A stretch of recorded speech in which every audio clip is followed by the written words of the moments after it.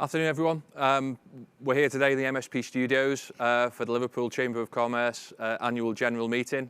It's our 170th AGM, and it's covering the financial year 2019-2020. You remember it, there wasn't a pandemic.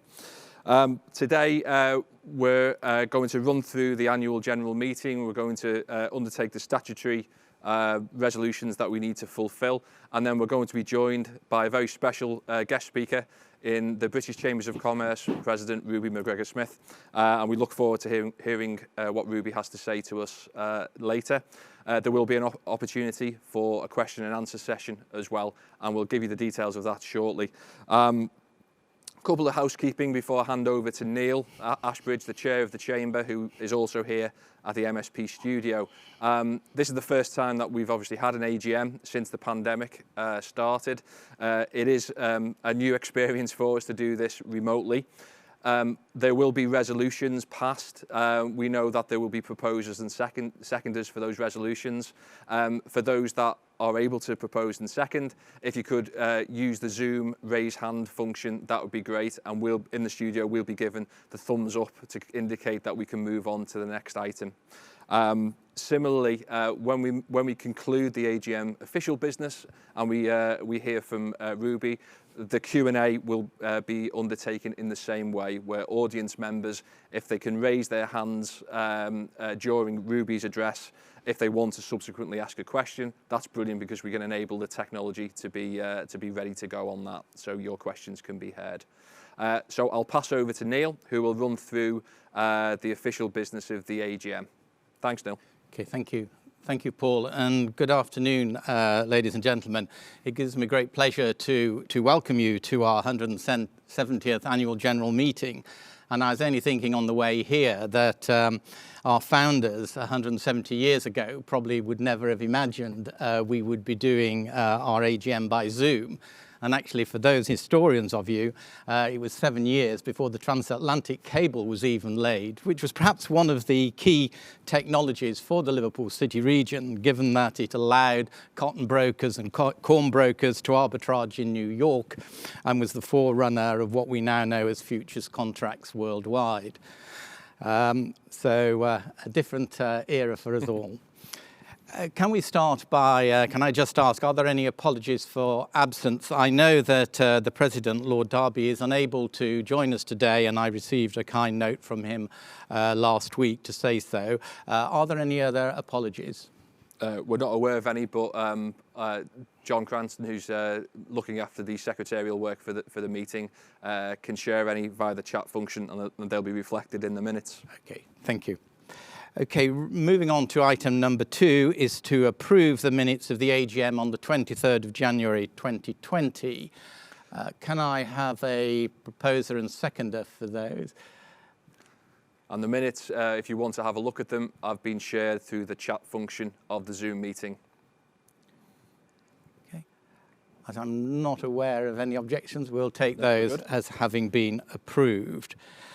The next item on the agenda is to elect the President of the Chamber for the next 12 months and to nominate Lord Derby as President of the Liverpool Chamber. Again, could I ask for a proposer and seconder? Yeah, through the chat. Good. Okay, Lord Derby is therefore elected as President of the Chamber for another year. The next one is to elect the chairman and the vice chairman, and because I am actually the chairman, I need to hand this over to Paul temporarily to undertake this item on the agenda. Thanks, Neil.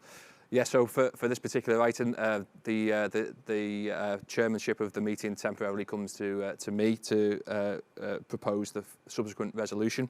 And it is that the Chamber wishes to appoint the following ex officio directors for the coming year. Neil as chairman and Sue Grinrod as vice chairman. We would also like to confirm the appointment of non-executive director Sue Patterson, who has been acting as a co-opted director of the Chamber and is now a fully fledged non-executive director. If we could have a proposer and a seconder for those appointments, please, and then we can Neil can resume the chair once they have been confirmed.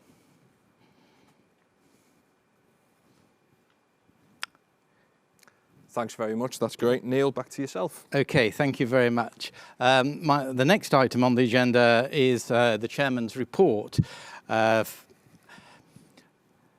the last AGM in January 2020, I reported the Chamber had achieved a substantial surplus in the financial year 2018-19. I'm pleased to report that the Chamber continued a strong performance in the financial year to the 31st of March 2020, recording a turnover of 1.24 million and a profit after tax of 41,000. During the year, key achievements included setting up the Business Policy Committee, the launch of the International Trade Club, investment in new branding, and the Chamber hosted over 90 events attended by 3,500 delegates. The onset of the global pandemic in March 2020 and the need for the government to introduce tight restrictions on our lives had a severe impact on commercial activity.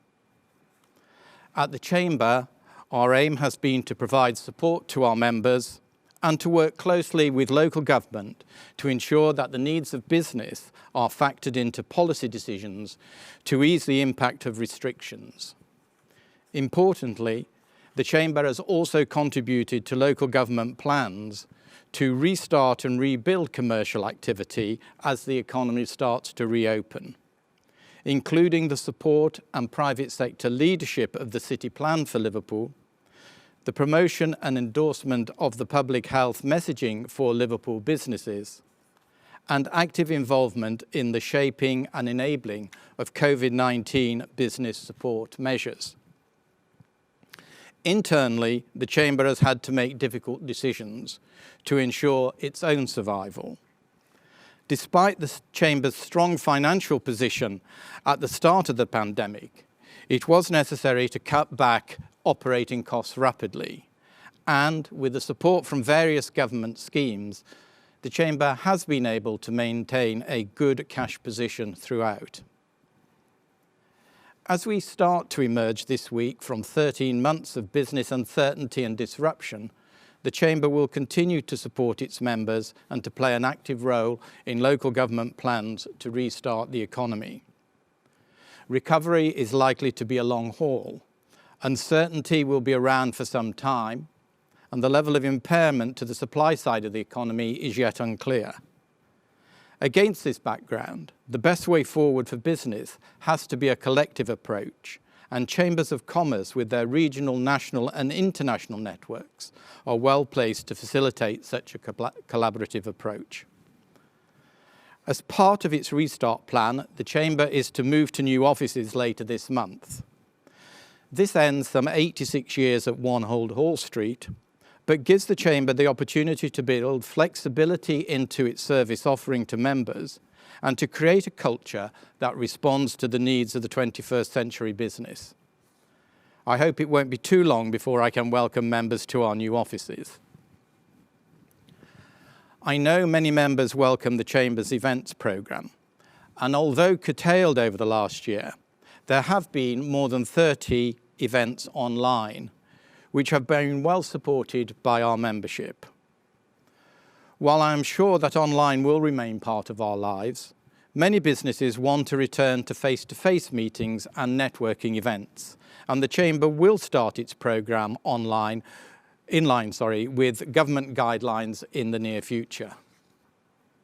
On the international side, the Chamber has held over 25 online events in the last year, a key issue being the impact on trade of the UK leaving the EU.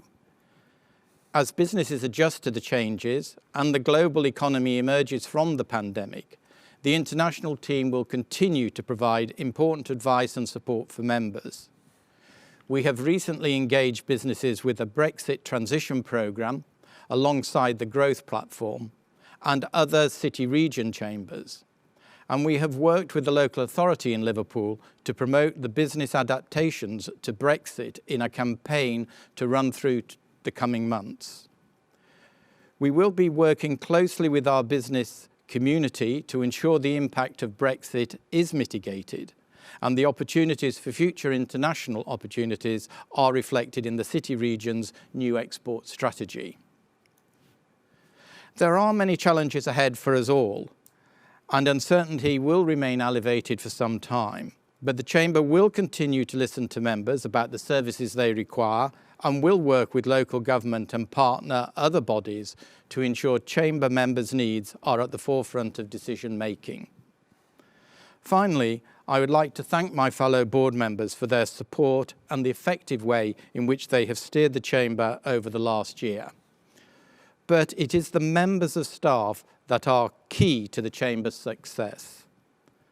Despite the uncertainty and the personal strains put on all lives, their dedication under Paul's leadership has never faltered over the last year, and I would ask you all to join me in thanking them. Thank you very much, and I'm happy to take any questions on the report or anything over the last year or the previous financial year.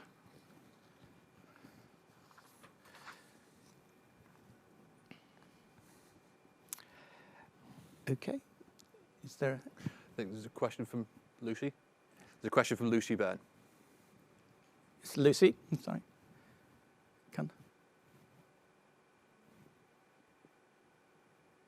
I was just applauding the staff. Thank you very much, Lucy, and I hope we all join with that. Thank you. Okay. Right, the next is to receive the audited financial statements. And if I could call on Peter Taff of BWN Chartered Accountants to present the audited financial statement to the members. Thank you, Chair. Good afternoon, everyone. This is a first for me in a Zoom meeting and an AGM. Reflects the times we're in. As auditors at BWN, we're reporting on the accounts for the year ended 31 March 2020, just over a year ago now, and in completely different times.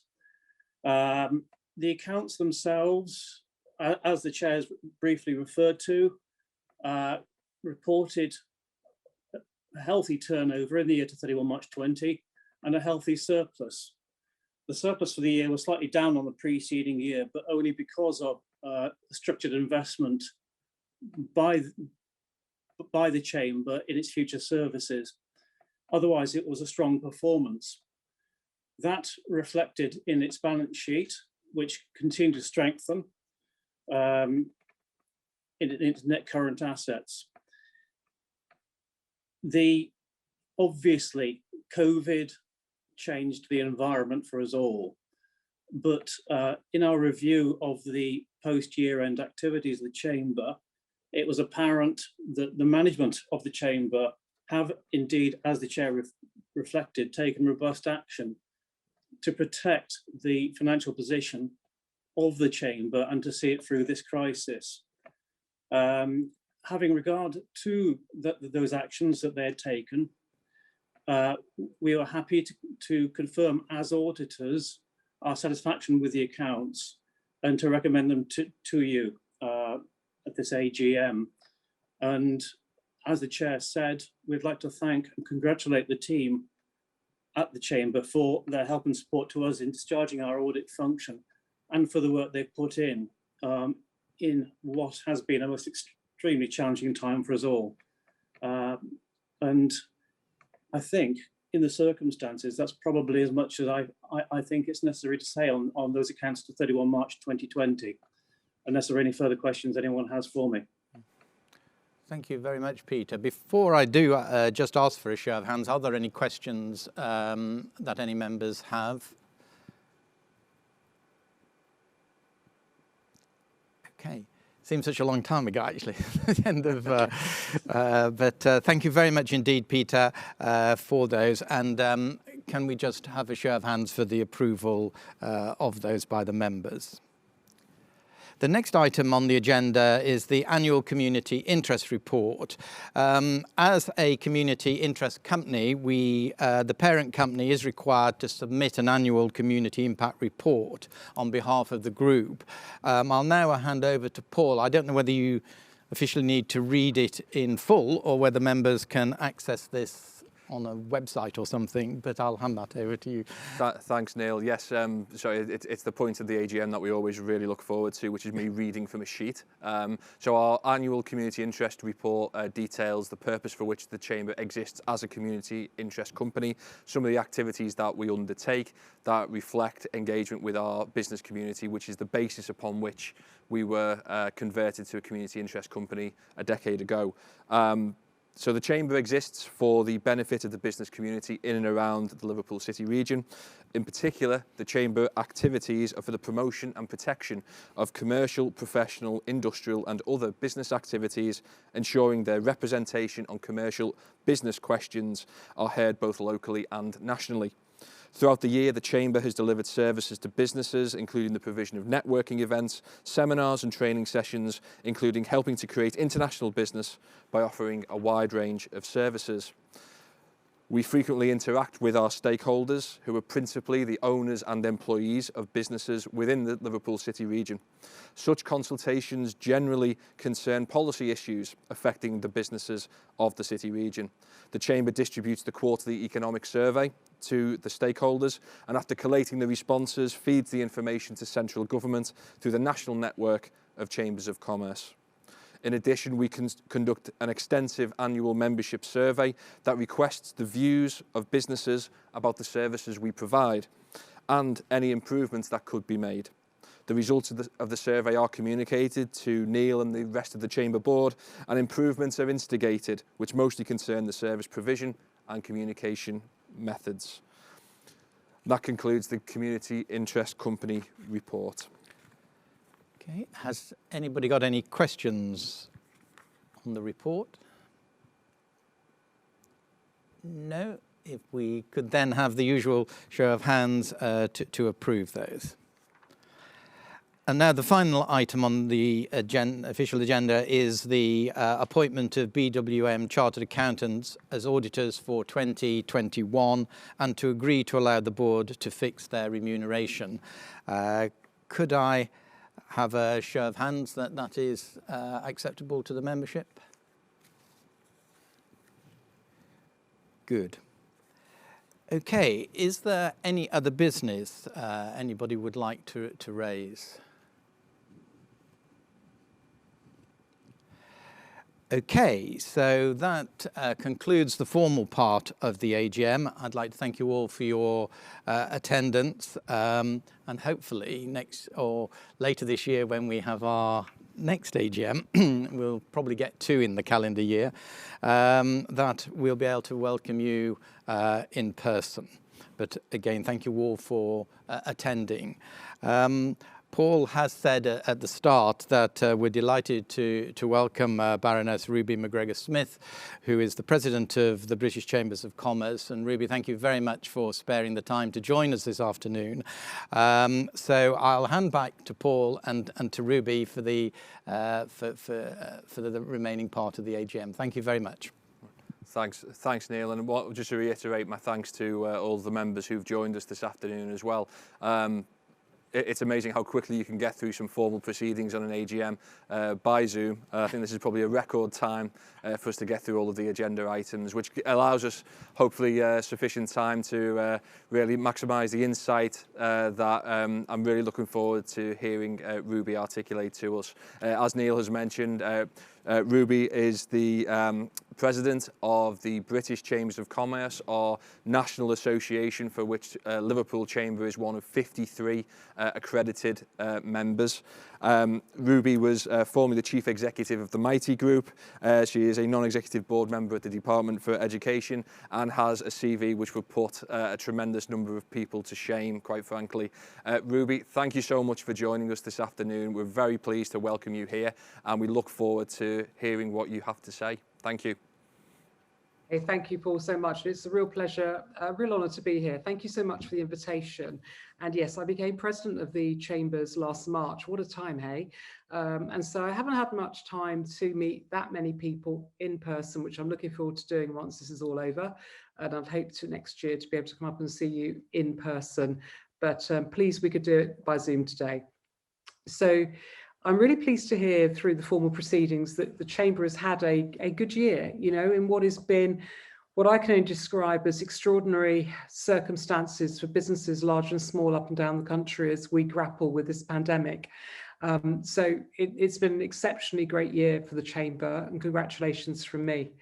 So just a little bit about what we've been doing in the centre. And I think, look, we've seen the public health impact of COVID has led what we can say is only a historical setback for many businesses across the country. It hasn't been positive for many. It has in certain sectors, but for many sectors, they found themselves either shut down or on much reduced income. As stats for Q2 of 2020 showed the largest decline in the history of the QES for key indicators such as cash flows and revenues. And our results from our quarterly survey in Q1 21 showed that business conditions remain historically poor in the first quarter of this year as the third lockdown severely limited activity. And I don't know about all of you, but I'm really glad the restrictions are beginning to ease. But despite this, actually, I think some business confidence has returned, and it's been boosted a little bit in the first 3 months amid the very strong vaccine rollout that we're seeing, and also that we now have a government roadmap providing some ability for companies to move forward and beginning to plan. And as the Prime Minister has said, that the roadmap is irreversible, and I and many others will be holding him to that. And the key findings we found, though, despite the positive confidence, is that key indicators for immediate business conditions still remain in negative territory, still well below pre-pandemic levels. 55% of businesses have reported that they expect turnover to grow over the next 12 months back to pre-pandemic levels, but that leaves 45% who said that won't be the case. But look, in this year, what I can describe as a one-off, I personally don't want to repeat, and I'm sure many of you don't want to repeat either. It's been quite extraordinary to watch what the chambers have been doing and what British businesses up and down the country have been doing. And whether it's been the chamber staff who've been really trying to work really hard to support businesses, keep keep afloat, or whether it's the businesses that answered the government's call to really support the pandemic help that was required. I think it's been quite extraordinary to watch the reactions. And the efforts of the Chamber staff were recognised by our patron, the Majesty the Queen, this year. And most recently, the UK business heroes in our network were congratulated by Her Royal Highness the Countess of Wessex. Now, in terms of advocacy work, BCC and the Chamber Network have also lobbied consistently and very hardly on behalf of all our member businesses. And so to make sure we've had the support that we need as business, we've certainly been significantly involved in whether it's been the furlough scheme, whether it's been initial grant funding, whether it's been improvements to the discretionary funds made available to local areas, whether it's been to business rates relief and improvements to the business loan, we've been able to give the government more and more data that's on the ground that they have found really helpful to guide them and to really keep having these schemes extended where they're needed as well. And more recently, we pushed the government ahead of the March 21 budget to provide a longer economic support strategy. And we saw that they responded with the extension of key support schemes alongside the roadmap that they published. And clearly our advocacy work has all been built around the words of restart, rebuild and renew. And I think that as we progress through this roadmap, our current priority, which we urge you all to continue to support us on, is to get the government to provide greater clarity on how the tests for each stage of this roadmap to open up are being assessed and how they're going to be met, as well as getting practical answers to firms around the reopening, such as the future of social distancing, for example, and what's really going to happen in the future with workplace testing.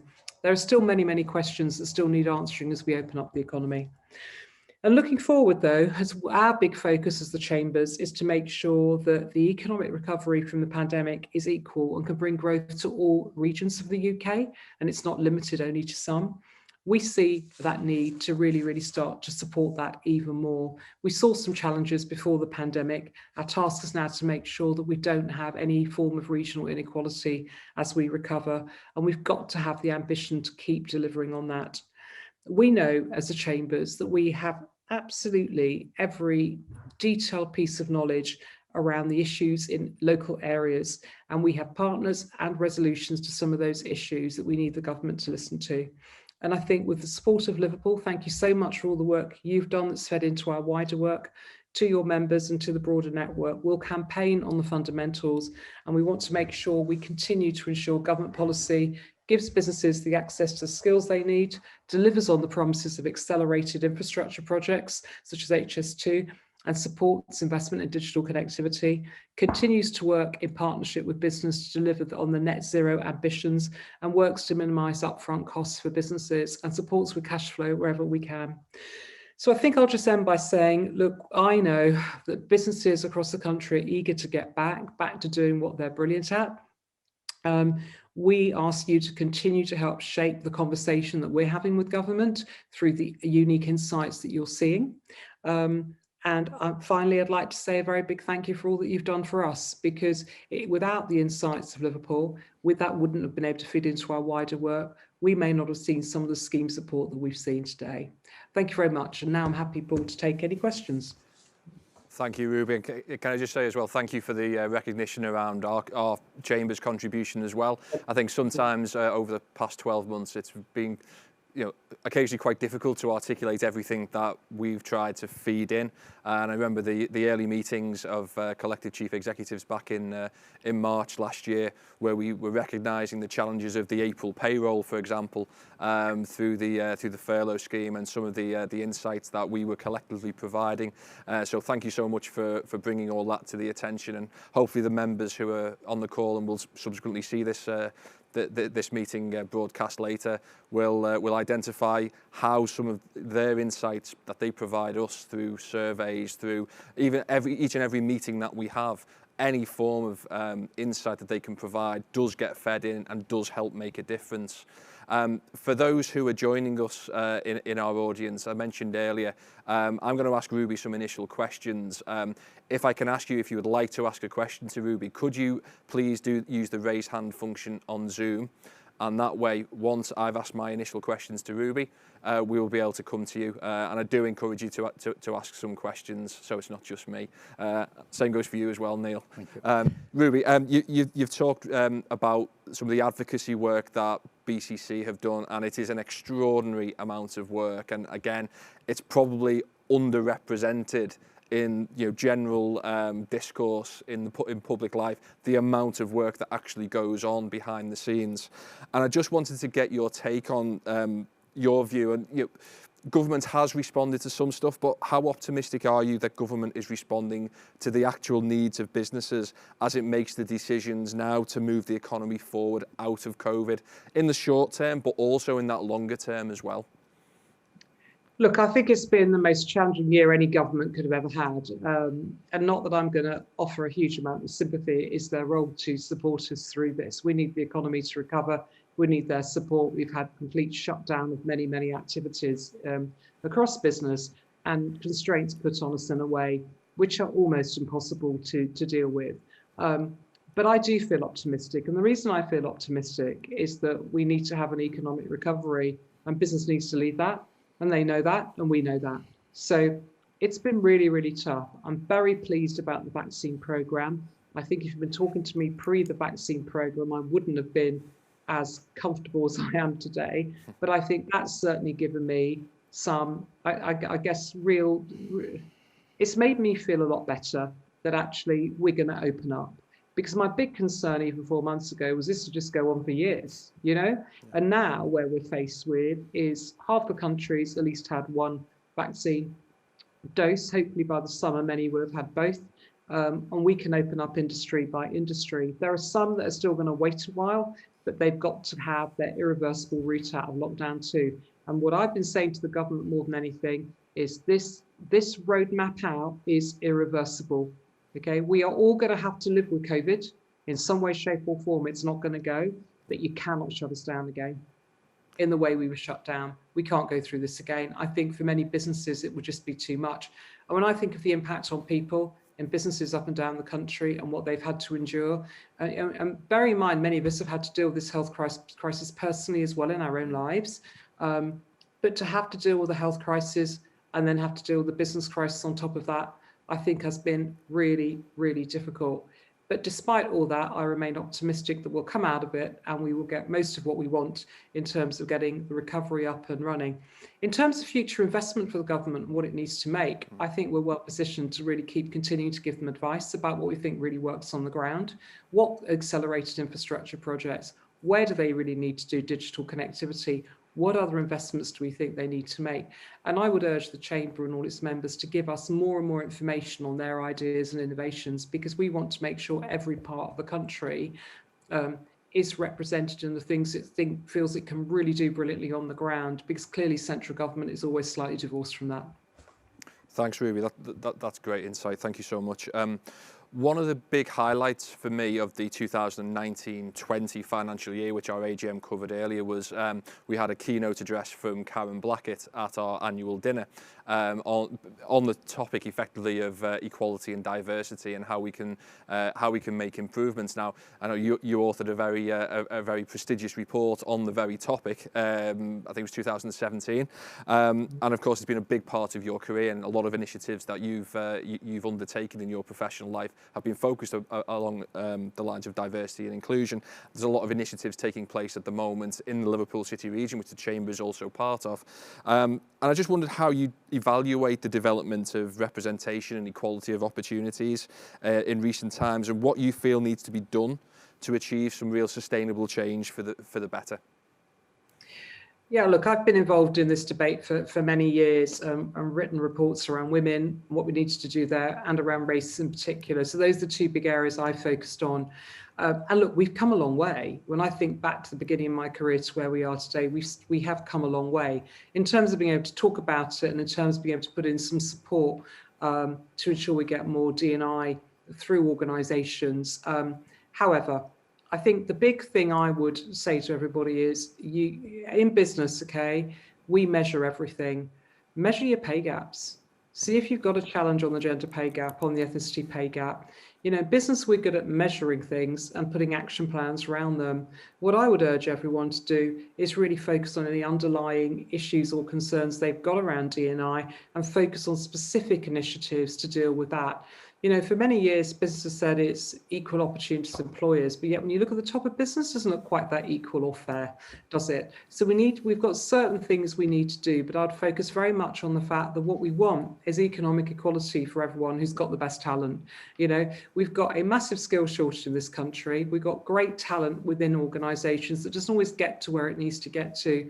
And D&I is still an area where you can be held back, okay? But let's help by publishing data, acting on it, and really moving forward, because the talent is all there around us. We don't really have a skill shortage. We're not helping that talent necessarily develop. Mentoring, sponsoring, all these things really matter, okay? Don't underestimate the impact of being sponsored into your role and supported. Two great CEOs helped support me become a CEO once upon a time. We're all supported by people, mentored, really help train to do the next role. So make sure that as you're all doing that, that you also do that in a more diverse way as well. Thanks, Ruby. And the talent discussion and the talent issue comes up so frequently in our surveys. The National Chamber's Workforce Survey goes out tomorrow to all businesses, and again, you know, quick plug, we'd really appreciate and encourage all of our businesses to complete that survey. It's the interminable question, you know, how does business and education work together, and what are the biggest obstacles to enabling better outcomes for our younger people? And I just wanted to get your insights into how you feel that business and education can work better together, and particularly, you know, in terms of a Liverpool context, you know, we have some of the largest inequalities around health, educational attainment, life expectancy. So it's a really pertinent issue in Liverpool, and I just wondered what your thoughts were about how the system, what sometimes seen as two separate and disparate systems, education and business. How can we bridge that gap? They've got to be completely bridged and brought together. I mean, you know, what we're seeing more and more is that traditional education, at least to A levels, at least to university, doesn't always give you the best outcomes. What we need is extraordinary apprenticeships. We want T levels. We want higher technical qualifications. We want all those things to feed in, so that you know, we're all different. I would have much preferred to do T levels than A levels. You know, half of them being on work placement would have suited me far more than traditional A levels. And I'm hoping what we'll see over a number of years is to break down on this inequality that we see and this unfairness on economic inequality we see with different groups of individuals, that they find the qualifications that suit them, and there aren't barriers to entry on those as well. They'll be employer-led, and I would urge, you know, more apprenticeships, more digital apprenticeships, more development around the real skills that every region, every business needs, and to go far and wide to look for its talent with not just young people, but actually, if we've got to reskill in this economy, older people that are being displaced as well. I think apprenticeships are a great route in. I prefer them actually to the more traditional grad schemes that are out there for individuals, because I think you can learn so much at work that you don't necessarily learn in education, but we have to bring it more and more together. I think this government in its new white paper recognises that. I think the role of FE colleges is going to be invested in significantly. You're going to see a huge upgrade on apprenticeships, and I'm a massive fan of where that's going. For me, it's about lifelong learning as well. This whole concept that what we just stop learning when we finish our formal education. No, we've got to keep learning, keep developing, whether it's sort of bite-sized chunks of learning that we all need to do as we develop in our careers. Employers can really, really help support that together closely with DFE, because I think the closer we have that, the better. And I think it's getting better, and I think it can keep improving. Ultimately, what we want as employers is to have employees that come out of education, whatever education it is, that can actually help do a good and can start doing a job, and that we haven't got to constantly retrain them. So we might as well get involved in supporting them while they're still at school and as they're just coming out of school as well. Brilliant. Thank you so much. I'm sure some of our guests will be contemplating what you've said there and will be nodding along to the sentiments you've expressed as well. Sorry, just one more point on that. And course. we as business have got to shout more and more and more if we're not being heard by government on these issues, and say this is what we need, because we need the government to really help support us, which means if we've need the right sort of apprenticeships, the right use of the apprentice levy, the different training schemes the government's available have got to be fit for what we're trying to do on the ground. So I would urge everyone to kind of feed in on all those ideas so that they can be looked at. Brilliant, thank you. One of I mentioned your considerable and impressive CV earlier, Ruby. You're chair of the Airport Operators Association, and I've participated in a meeting a few years ago with the organisation, and I know our regional airport, John Lennon Airport, their chief executive is in regular communication with you. Clearly, COVID has had a massive impact on the aviation industry, and particularly for regional airports, and ours is so crucial for us. You know, patronage of about 5 million people annually in normal circumstances. I just wondered if you could give us some insights into what you see as the prospects for recovery for the sector, and what needs to happen to safeguard their future. You know, I mean, what a year it's been. When I joined the AOA, little did I expect to be going through a pandemic with every UK airport. And I start my Monday mornings by talking to the CEOs of all the airport. We talk every Monday morning as an update of where we are, just to make sure we understand completely how we're going to recover. The aviation sector is so critical to the UK economy. When I think of what it's brought, it's the second biggest aviation sector in the world globally. You know, Heathrow is is now the third biggest hub. It was number 2. It's the third biggest hub in the world. And all the regional airports play critical and essential roles to local economies. And the mere idea that we've had to go through the range of effective shutdowns that we've had to because of government policy has been absolutely heartrending to watch. It's been really difficult, because where do you go when you've got no revenues and a huge infrastructure base? That is really difficult. And if you haven't seen some of the public numbers being published by the bigger airports, Heathrow lost £2 billion last year. Gatwick lost 600 million. Manchester lost similar numbers. No airport can stay afloat. All they're doing at the moment is refinancing and trying to make sure they will be here as we get a recovery. So it's been really, really difficult. And if you have, I don't know if any of you've seen, but the Global Task Force came out last week with the response to the recovery for aviation. And what we said at the AOA is, look, we've got to recover. Okay, we've got to have restrictions eased. We fully recognise that's got to be health led, but we have to have restrictions eased. People need to be allowed to travel. The cost of testing must be brought down to next to nothing, or, you know, suddenly no one's going to be able to go on a holiday anymore. But remember, this isn't just about holidays. This is about trade. This is about reuniting families. As in this task force report last week, Grant Shapps said 1 in 7 people in the UK were not born here. You know, I've got family overseas I've not been able to see for over a year. I've got my sister I can't see. Many of us have been kind of not been able to go anywhere or see some of the people we deeply care about. So it will open up. The recovery prospects this year are tough, because it comes down to restrictions. If I think about the airports and the airlines, they would love to just start again, but clearly there are going to be concerns about variants coming into the UK, which I think is recognised, but the testing regime has just got to be robust and funded by the UK government, has very much been our view. Otherwise, it's going to be really unfair on families or anyone that wants to travel at the mere cost that's associated with some of this testing. So even though it's been really difficult, and I have seen, you know, aviation being the first hit, and coming out of this will be the last to recover, they will recover. It's going to take them time, but they are absolutely determined to recover. And in the case of Liverpool, we know how critical that is. You know, I have been saying over the last year more and more, it's the regional airports that support their local economies so significantly that we absolutely have to make sure recover first.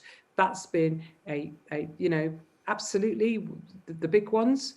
When I take a look at the big 3, they absolutely have got to, but I want to make sure every regional airport is still here and continues to really support its local communities. So don't underestimate how much support the industry is getting from me, from others, to try and make sure it doesn't just remain, but actually it regains its place as one of the best in the world. But still, clearly the government's going to have to give us more support over the next year to ensure that happens. Thanks, Ruby. And a final question from me, if I may, and it's one that's maybe a little closer to home in your capacity as president of our chamber network. And you know, I'm sure, like every other chief executive around the country of a chamber, we're really looking forward to seeing you in person at some point. But obviously, Adam Marshall has just stepped down as Director General of BCC after, I think, a decade, or the better part of a decade, if not more, within the BCC family. The last 5 as Director General, and of course a new Director General starts imminently. And I just wondered, Ruby, if you could give some of our members who are maybe a little bit more distant from the processes of British Chambers, what you see as the opportunities for British Chambers moving forward and the role it can play under a new Director General as we enter this period of economic recovery. No, Adam's done a fantastic job, and we're really going to miss Adam. And Siobhan, you know, is incredibly impressive, and hopefully she'll get up to see you as soon as she can. She joins towards the end of this month as the new Director General. I think, as always, as she joins, she will come out and really try and understand not just the challenges, but actually the real potential. She sees huge potential with BCC. And with all the network and the unique insights it can do to provide government. I think what we'll do is she'll build on the work of what Adam has done. I think the whole team is really excited about what Siobhan can bring with every new, you know, every time we have a change, you really focus on the kind of the skill set you're getting. She knows government really, really well. She understands how it works, but she also has got a really, really good business background. And I think everyone is going to find her absolutely fantastic to work with. I'm really excited. I mean, I'm going to miss Adam hugely, but it's also exciting when you actually find someone who you think can actually really build on the work he and others have done as well. So I think once she's joined, I think she'll be out and about, and then we will probably publish more and more about some of the new initiatives we will do. Clearly, she's still coming to us during the pandemic, so there's still a lot to do to make sure we all get through this year in a positive way, and the roadmap of the government's delivered on. But I think it's going to be really exciting to have her on board, and I look forward to her coming up to see you all. Brilliant. Thank you so much, Ruby. Are there any members first, Paul? Or? Are there any questions for Ruby from the audience? No, Neil. Yeah, Ruby, I think just sort of building on one or two of Paul's questions, and you covered it in some of your responses. I think we're in a position that there's a great focus on the demand side of the economy. You know, monetary policy is so accommodative at the moment. The tax system, the Chancellor really didn't make any significant changes. So, you know, there is a huge wall of demand there going to come through in the economy over the next 6 to 12 months. What worries me is whether the supply side of the economy can meet that. How impaired is the supply side? Because not only have we got COVID, which will have definitely, certainly in some sectors, impaired the supply side, but Brexit is another thing. You know, people often talk to me about Brexit and demand. Brexit is a supply side issue for the economy. So if you've got this impaired and damaged supply side, what sort of things, are you confident the government are focused on that? And do you have any thoughts how at a regional level, given that everything is so centralised in the UK, and we've seen that through the pandemic, how we can, along with our local governments here, help that supply side of the economy? You know, skills is a prime example of this. You know, unemployment has risen, and a lot of people are scarred by this. There'll undoubtedly be a mismatch of skills. There'll be a lot of people out of jobs being created, but they haven't the skills to do those jobs. So while some of the long-term things government are saying will help the supply side, over the next 12, 18, 24 months, I'm concerned that there are issues around that. You know, I completely understand that. I think there will be challenges, as always, as we come out of this, many of which won't be recognised by the government or understood. I think we have had that double whammy of not just having COVID, but we've had Brexit and the challenges of moving post-Brexit as well, which will happen, but it's going to take some time. And I think the challenge is going to be very much the next 12 to 18 months of how we do this when the supply side is damaged or not all there. I feel pretty positive about the long term, but I do think there'll be issues in the short to medium. And I think the best way we can deal with those issues is to make sure we give them the data, the evidences, what those concerns are, why, and how they can be fixed. What we've learned during this pandemic is to do exactly that. These are the issues per region, per sector. This is what needs to be done. This is what our recommendation is. And we're going to have to go very specific on sectors and on detail so that they can understand. I mean, quite frankly, central government isn't going to be able to understand all of this. You know, it's government, and governments and businesses are separate. But we can certainly give them the data and the insights that can help better policy making going forward. And so my big plea is to make sure anything that you're seeing is fed through. The Chamber in Liverpool does a great job of doing that already. Anything more you can do on any specific concern, feed through to us, because we can feed that through as soon as possible. But you're absolutely right on what you've said. I remain nervous, but equally so, I know we're going to get through it. Thank you. Thank you. Thank you, Ruby. My understanding is there's no further questions as it stands, so we're just reaching the end of our time anyway, and I just wanted to reiterate my thanks to you for joining us today. As I say, hopefully in due course it'll be in person as well. Thank you for all your efforts as President of the British Chambers over the last year as well. As strange an experience as I'm sure it's been, it has been invaluable, and it's been great working with you, albeit so far at a distance. And thank you for your words today. For those of you who've joined us within the audience of our session today, I do hope you'll take some of Ruby's words to heart. The work of British Chambers in influencing government policy is utterly dependent upon our ability to extract insights and evidence from our business base. So that's what we exist for. That's what we were formed for 171 years ago, to represent the commercial interests of Liverpool-based businesses. That's what we still do. And what you've heard today, I hope, is how that has been enacted over the course of the last 12 months. And it's really important, I think, that we continue to do that going forward. So please engage with us on those particular agendas. There being no further business today, thank you everyone for joining us for a very unique annual general meeting, which with the best will in the world, I hope we never have to do again in this format. However, I would also like to very much thank MSP for once again hosting us here at the studio in Bootle. We look forward to being back here for our healthcare event at the end of the month. And we really hope that those of you in the audience will join us for that session. Thank you also to Neil as chair, and on behalf of fellow directors, thank you for continuing to be members of the Chamber, and we look forward to working with you as we go forward. Thank you. Bye-bye. Bye.